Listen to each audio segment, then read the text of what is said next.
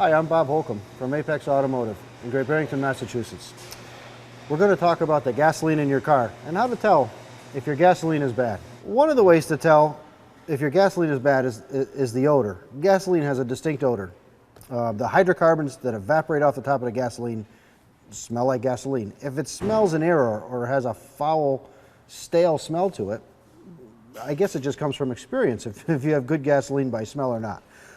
Another way to tell is by looking at it. It should be clear. There should be nothing in it. There should be no particles and no droplets, especially at the bottom.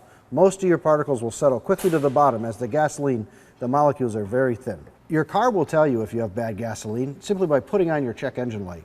If your gasoline is not burning correctly, the modern car from 1996 and newer is smart enough to tell that the gasoline is not burning correctly, and it'll start to try to add more and more gasoline because it's not combusting.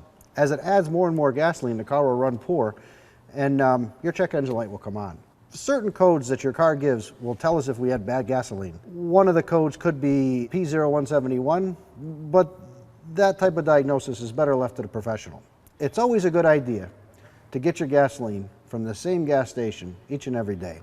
That way we have a constant, or a baseline if you will, that if our car is running poorly and you're getting the gasoline from the same station day after day, the gas is probably not the problem.